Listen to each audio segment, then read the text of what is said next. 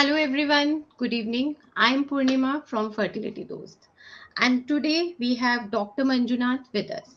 He's a medical director, Baby Science IVF Clinics, Bangalore. And with Dr. Manjunath, we are going to discuss about very interesting topic that is new IVF solutions. And before starting the session, I would really like to thank Shield Healthcare for being our fertility awareness partner for this session. Good evening, Dr. Manjunath. Welcome to our platform. Good evening, Purnima. Thank you so Uh, much. sir, today during this session, we really hope to have more interesting things regarding this new IVF solutions. We know when we start a journey, rather, I would say our IUI or IVF, or when we start visiting any fertility clinic, the fact is that everyone got confused what to do, how to start, whether this test is going to help me out, or should I need lot many more tests to continue the journey.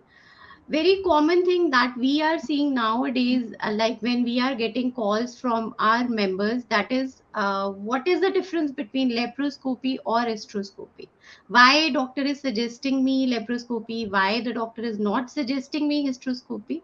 So with you in our session, we really want you to suggest these techniques to our members and clear those doubts that what about these techniques, how to use them, at what stage these new tests or techniques going to help us. So now over to you, Dr. Manjunath, please. Thank you so much, Purnima. So you brought out a nice topic. Like many people have this kind of doubt, like why they are suggesting laparoscopy, why they are suggesting hysteroscopy. What is the basic difference between those things? When we will suggest that. So basically, the laparoscopy or hysteroscopy are a minimalistic procedures where we make a small entry into the cavity of the either cavity of the uterus or cavity of the abdomen to check various things. So first we will discuss about the laparoscopy. What is laparoscopy and when we suggest laparoscopy? So laparoscopy is nothing but weaving the inside of the abdomen and the pelvis. So what we do is we put a small nick about around 5 mm, that is half a centimeter around the umbilicus, and put a camera inside that and see whether the uterus, tube, ovaries, everything are fine, and whether the fallopian tube is open or blocked. If it is blocked, can we able to remove that block? Or sometimes we can be able to remove some kind of fibroid tumors on the ovary, or Hmm. sometimes ovarian cyst, we call that, to remove that cyst, or sometimes to treat the endometriosis.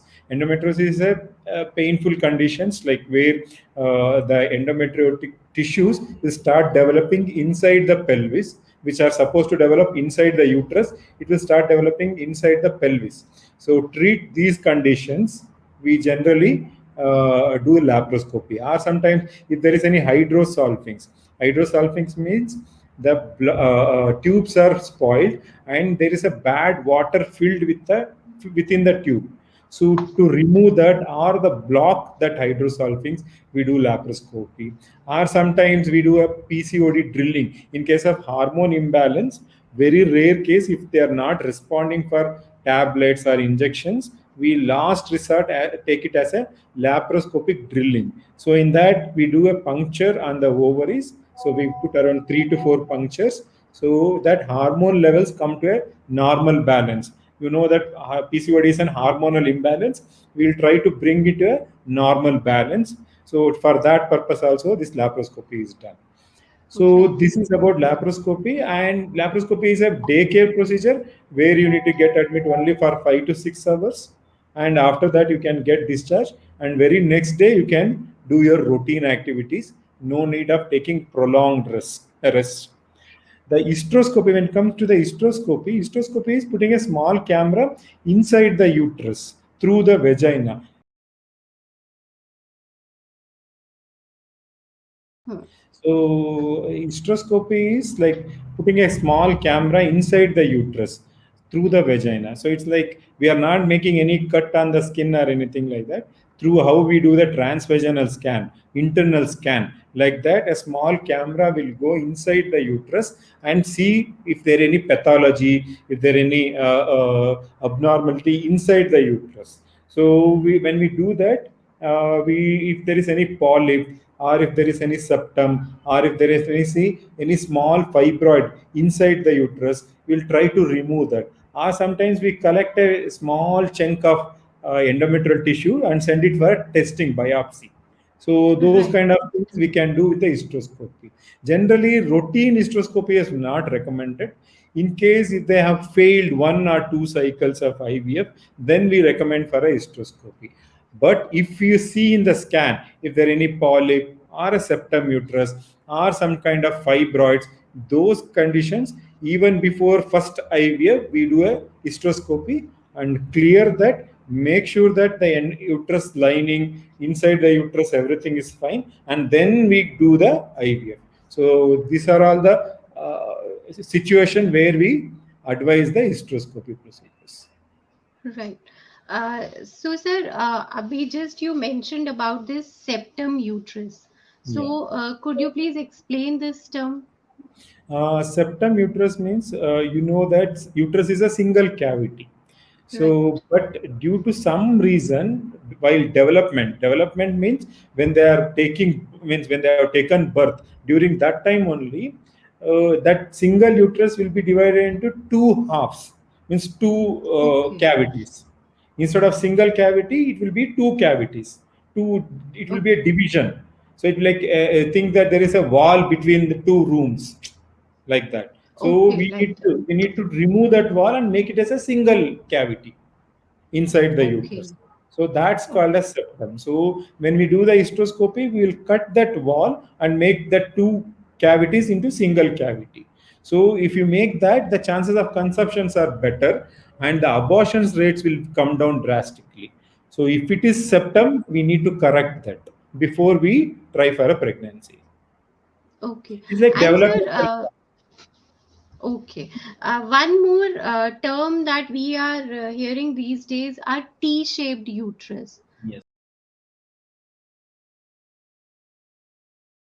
So, they two are different, like Yeah, T-shape T and shape septum. shape is different and the septum is different. In T shape, actually the cavity will be very narrow and it will be in a T shape. Usually the cavity shape, the uterus cavity shape should be heart shape. Heart is there, no? The Okay. heart shape. But it becomes a T shape. So that also we do a hysteroscopy and called a procedure. We do a procedure called as a metroplasty. So we on the Okay. side wall we make a cut so that the T shape will become a heart shape. So again, it is done through hysteroscopy only. Okay. So, sir, many people ask that I have T-shaped uterus. So that means that uterus does not, T-shaped uterus does not support pregnancy, right? Implantation or a pregnancy. Many times it will result in either failure of IVF, or even if it's positive, there will be more chance of abortions. So Okay. we need to correct that. Okay. But for such patients, for such ladies, there is no need to worry as it can be rectified through surgery. Yes, it can be very much. It can be rectified with the hysteroscopic procedure. Nothing to worry about. It's not like their uterus will not hold the pregnancy. Nothing like that. If it's easily correctable and easily treatable condition. Okay. So I think this point needs clarification with our viewers because for the past few months we are having very continuous queries regarding this septum uterus and T-shaped uterus. So whoever is listening, please take a note. Dr. Manjuna just explain the two terms, and there's nothing to worry about it. Just talk to your doctor, go for a small surgery, and yes, your uterus will be healthy enough to hold your baby. Absolutely. As so I think in the first 10 minutes only we cleared this doubt regarding uterus shape. So sir, do you want to explain few things about this Yeah, IVF solution techniques through PPT correct. or anything like that? Correct.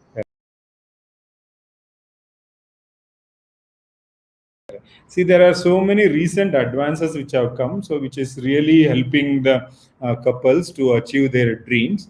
But at the same time, there are so many confusing treatments also have come. So whether it's Right. useful or not. So let us. I'll just go through PPT. So that our viewers will have some clarity on which are the tests which are very much required, and if you do those kind of treatment, there is some kind of results.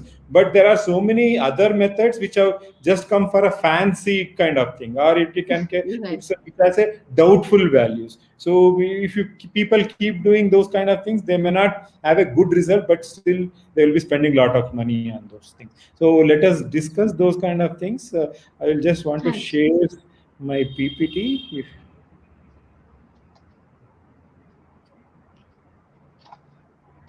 okay. So my name is Dr. Manjunath, and this is our Baby Science IVF clinics in Bangalore. Greetings from Baby Science. You know that the first IVF was means invented and implemented in 1978. Almost 42 years we have been doing, and more advances have come after that. But even though some are fancy and doubtful values, some are really improving and fulfilling our infertile couples' expectations. So let us discuss that. So basically, we can recent advances we can divide into those who have become practical and really making changes in the results, really bringing out the results, and those who are only of fancy and doubtful values, and those who are like promising future technology. Right now, it may not be there, but maybe after 5 years, 10 years, it's going to be a promising technology. So we'll divide that into these categories, and we'll discuss this. First, we'll discuss those who are at right now. It's available and Okay. really making a difference. So Hmm. in that you can see that ERA, that is endometrial receptivity assay, to identify the right window for implantation. You know that the window of implantation Sir, is sir, please share it again because we are unable to see the one PPT. second, one second, one second.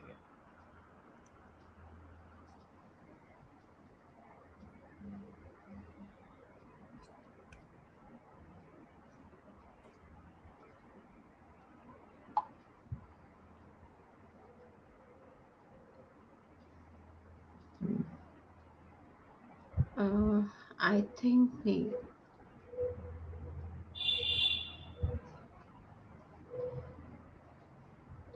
So while we are waiting here for Dr. Manjuna to start sharing, please wait. Yes, here.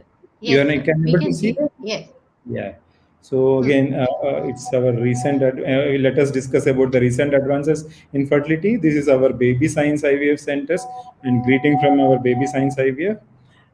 It's 78 from 78. Many recent means advances are happening. It's more than 42 years of advances. So these technologies have divided into like those who are already practical and really making some kind of difference, those who are of doubtful values, and those who are means those which are going to be promising in future. Maybe after 5 years, 10 years, it will be available. Right now, it is not available, but maybe after 5, 10 years, it's going to be available. So first among that, which is right now practically available, is ERA test. That is endometrial receptivity assay. Right. This is to identify the right window period time. You know that the implantation is of short window period, and the implantation will happen only during that. Maybe that window of implantation period is only 24 to 48 hours. Many times we may miss the window of implantation period, means we may miss that timing. If we are, maybe we are doing before that, or maybe we are doing after that window of implantation, so that the IVF won't be success if we do outside that window of implantation. To identify that when exactly we need to do this embryo transfer and we need to achieve the implantation, that ERA will tell us about when exactly. So usually this ERA is a endometrial biopsy. We will take a simple biopsy and send it for testing, and they will do a gene analysis and tell us whether the endometrium is receptive, means to say whether the endometrium is able to receive your embryo. If it is not, whether it's a Okay. pre-receptive or a post-receptive, so that we can plan our embryo transfer time at the right moment of implantation. Then next is, you might Okay. have heard the PGT, PGD, like PGS, all Right. those. Is basically tells about whether we can find out a genetically normal embryo. So think that out of 10 embryos, if you produce in an embryo, all the 10 embryos are not genetically normal. Only maybe 3 or 4 embryos will be genetically normal. So we need to select those embryos and transfer. Otherwise, there is some kind of genetic abnormality running in their family, or particularly to the that patient is having some genetic issue. If you want to avoid that genetic issue to be transferred to their offsprings, so that time we apply this technique where we can test the embryo. Each embryo we can test whether the embryo is genetically normal or abnormal. So if it is normal only, then only we'll take that embryo and transfer. Of course, when we transfer genetically abnormal or genetically normal embryo, your chances also will go as high as around 80%, 90%. So that's Right. what about the PGS. There is something called as immune. Sir, uh, one query. Sorry to Yeah, yeah, interrupt you. yeah, yeah, yeah. Uh, some people just ask if I am putting my embryos through this genetic testing. So, Hmm. is it possible that there, like, I'm adding some kind of abnormalities in the embryo? Is it possible? Genetically normal embryo, when you are put, unlikely that they will have an abnormal baby, because 99.9% the PGS reports are accurate. So when you do Okay. that PGS in PGS test, if the embryo comes as normal, the chances of abnormality is very, very, very rare. So 99.9% the embryo or the baby will be normal. So you cannot means very, we have unheard of that kind of situations. Okay. Thank you. Please. Oh, so there are some other things like immune therapy. You might be seeing, maybe the people are suffering from repeated abortions, like two times, 3 times abortions, miscarriages will be happening. So for those patients, there is some kind of immune alteration in their system, like in their uterus. Some are in their whole system. There is some kind of immune alteration will go. So we need to correct that immune alteration and make their immune system conducive for the pregnancy. So in such cases, we do some kind of immune modulating therapy by which you can achieve pregnancy and have a safe baby. Again, these are all the recent advances. There is something called as embryoscope. You can actually see, put a small camera inside the incubator and see how Mhm. your embryos are developing. Say one cell is becoming two cell is Okay. becoming three cell, sorry, four cell is becoming eight cell, like that the embryo will divide. So you can monitor that embryo for entire 5 or 6 days and see which embryo is growing normally. Sometimes the abnormal embryo will also start growing. So we can identify those kind of embryos and select only the embryo which is normally dividing and which is normal embryo. So when you select that kind of, so this machine will give you a continuous series of picture. So when you run it, you can see it as a film. So you can identify which exactly the embryo which is normal, and then take that particular embryo and transfer to the uterus. So you can expect a good result out of that. So, Okay. and nowadays we are applying for artificial intelligence also to select best embryos. So we can say that there will be so many pictures, like billions of embryos of pictures which is already stored in the data. Using that Hmm. data, artificial intelligence will tell us this particular embryo will give you 75-80% results. So that's how the artificial intelligence is helping us to select best embryos out of, you might be producing some 8-10 embryos. Out of that, we are selecting best one embryo and transferring that. So we are using this artificial intelligence to do our job of selecting the best embryos. So there are some kind of growth hormones. You might be knowing there are some kind of hormones like FSH, HMG injection. Apart from, there are some kind of growth hormone injections also, which will improve your egg numbers and the egg quality. So that's also using some kind of testosterone gel, androgel, which also will increase the number of follicles, the number of eggs you produce. Especially the older ladies, say more than 37, 38 year old ladies, can benefit from this kind of androgen and growth hormone.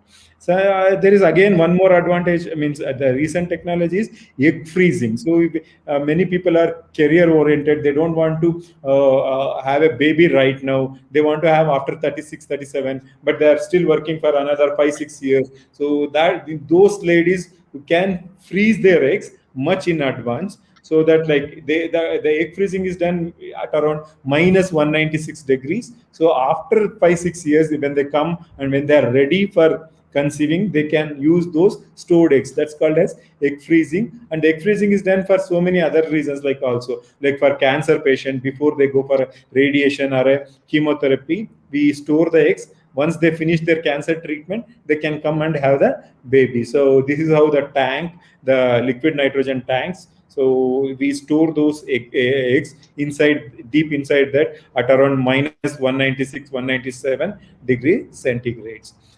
Something recent advances is uterus transplantation. Like some people, the uterus will be damaged, or sometimes the developmentally there will not be uterus inside the body, or sometimes due to some kind of infection or kind of surgery their uterus is damaged, so that we can choose a right donor and take the uterus from the, like just like a heart transplantation or a liver transplantation, we are doing this uterus transplantation also. Of course, there are so many problems in doing this uterus transplantation, because they need to take a lot of immunosuppressant drugs, all those kind of thing, and quite expensive treatment. But still, many people are going through this kind of treatment. Some kind of in vitro activation of ovary, where we take out a bit of ovary from the uterus, activate, and again put it back, so that they will start producing more eggs, especially for a poor responders or older ladies. And this is all till now I told you was which is practical and which can give some kind of good results. There are so many other technologies which is of doubtful values. So let us see that. There's something called as PIXI, IMSI, microfluidic chips. All those, like PIXI is identifying the right pumps. So again, this is not making any much big difference. Again, IMSI, you can see that normal microscope, it's 400 times magnified, but IMSI, it's around 6,000 times magnified. So again, IMSI is not making much difference. So it's not giving any that much expected good results. Again, there is something called as microfluidic chips to identify the right sperm and the right egg, a good quality egg. Again, it's not making big difference in our success. Something called as intravaginal culture of embryo. Can we culture the embryo intravaginally? Means put a small, this is the device. So we put a sperm and the egg inside that. So allowed to fertilize on its own, but that is incubated inside the vagina, so that the patient feel that everything is means happening inside her womb, means inside her body. So that's again, this is not making this. So this much device it will come. So we need to just insert that into the vagina and keep it for 2 days or 3 days. And then after that incubation, we check for the whether the fertilization has taken place or not. So again, this is not making much giving any much results. Again, something called as embryo glue, which came way back in 2010 only. We all started using, thinking that this embryo will attach the embryo to the endometrium. Again, in fact, if we use the embryo glue, the success rate are dropping down. So we stopped doing that in 2012 or 2010, 13 only. We stopped using this embryo glue. It's not giving us any good results. Again, PRP, GCSF, we can say still PRP, GCSF, in some cases it may have effect, but majority it's not giving a good result. But still many studies are happening on this PRP and GCSF. We are just waiting. We're waiting for the results. Once that results come, if that result says that yes, means the many studies are happening in the Europe and Western countries. So once that results are out, we may use this practically. Other promising futures like CRISPR gene editing, means if there is any gene problem, any defective gene, if you leave some kind of genes which can go like a mechanic, it will go and cut that gene and put the right gene into that. So on the embryo. So if there is embryo is defective because of the gene, we can leave that CRISPR gene editing thing. So it will edit like how we edit the films or anything. We take out the bad part and add the good part. So that's called gene editing. So that's again, but right now it's not happening, but it may happen in another 5-10 years. And then microbiome therapy means in our body, believe or not, there are so many thousands of species of bacteria, fungus, other kind of microbes, which are good bacteria, I would say. So you know that there are some good bacteria and bad bacteria. There are good bacteria which are helping us in so many ways. For our digestive system, for our respiration, like that. Similarly, some of the bacteria are helping us in reproduction also. So those bacteria, if it some due to some disturbance, it get altered. So the implantation or the pregnancy rates are less. So we are thinking to replenish that. We are thinking, or we started with a small group where we are adding some kind of good bacteria to the system so that it will increase the implantations. So that's how we are utilizing the effect of good bacteria. So again, there's something called as designer baby. You can choose like I want that color, the blue color eyes, gray means blonde color hair, athletic ability, intelligence, like that. But again, there are so many ethical issues to do this. Right now, it's not possible. Maybe in future, it may be possible. Again, mitochondrial transfer. When you say, you know that mitochondria is the one which will give a lot of energy to the cells. So this mitochondria, as the lady is old, the mitochondria will become weak. So what we can do is we can take the nucleus of the lady, inject that nucleus to the mitochondria, the cells containing mitochondria of the young lady. So basically, it's like genes are of your own, but it is grown in the cell of a young lady, so that the chance of fertilization, the getting good quality embryos will be good. So that's how the mitochondrial transfer is happening. There's something called a stem cell. So stem cells are there, like even in the skins there are stem cells. There are some advances which are happening where we can take the skin cells and convert that skin cells into your gametes, either to the egg or the sperm, and using that we can make the baby. Again, it's maybe after 10-15 years it's going to happen. So these are all the few advances which I was telling. Thank you, sir. I would say thank you so much, because PPT and everything that you explained to us, it was really very informative. New technology is helpful, but again, हमें thoughtful होना पड़ेगा. It's just not that I'm not saying that doctors are suggesting wrong, but yes, we need to take care of such things also, that technology is there to help us, but at times we need to look deeper into the situation. और लगता है ऐसे भी शायद Google काम आ जाए search करने के लिए.